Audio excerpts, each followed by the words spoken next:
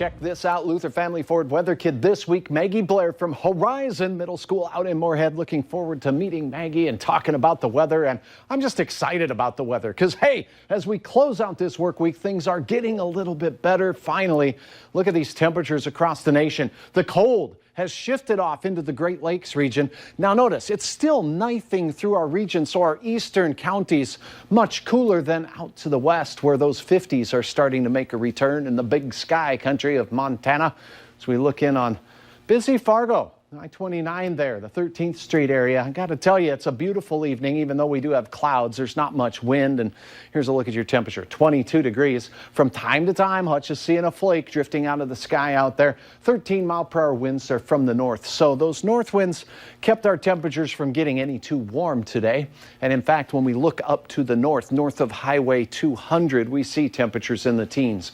That includes Thief River, Grand Forks, and Cavalier at this hour, 16 degrees. Bemidji, 18 right now, and the warmth down to the south of the FM area, south of the I-94 corridor. 28 in Sisseton, and we have 27 for Breckenridge and Wahpeton. Here is a look at those wind chills right now, single digits north and east, out to the west, closer to 10 degrees.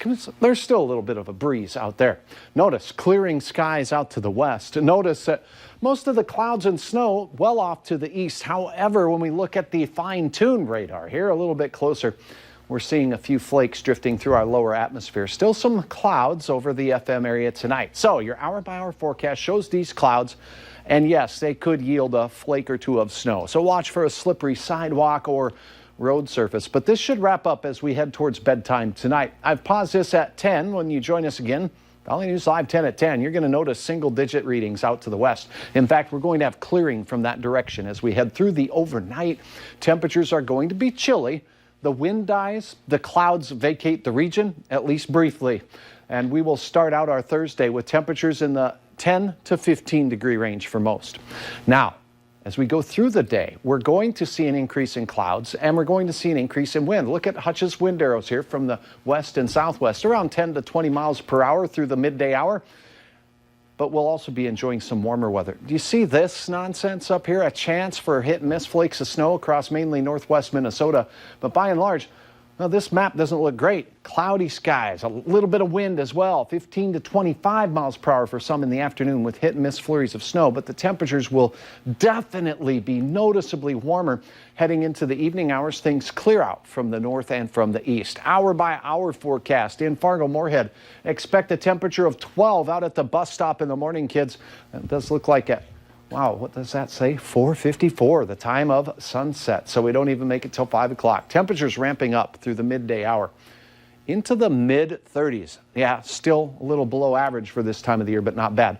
Winds generally 10 to 20 miles per hour from the west or southwest throughout the day. The blue colors you see here, temperatures in those 30s to near 40 degrees, near 30 for much of western Minnesota for your day tomorrow. Here's a beautiful shot. Look at this train here in the Oaks area, the engine working its way through on a crystal clear, cold day in Oaks, North Dakota. Thanks for sharing your photo. Here's a look at your planning forecast Friday. Still in the mid-30s, a little on the breezy side, so a couple extra pumps of the old hairspray. Not a bad idea. If you're heading out to do some tailgating this weekend, the Bison game looking pretty good, but we do have a chance of some spotty mixed precipitation both Saturday and Sunday. Notice these chances pretty low.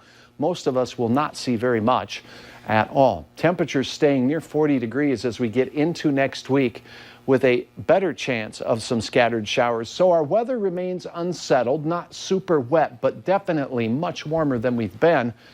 On Wednesday, though, north winds return and we're back down into the low to mid-30s. All in all, not a bad 7-day after this rough and tumble late October and early November that we have had. Definitely a better looking week. I'm glad you like it. And everybody else too. Yes, Thanks. exactly.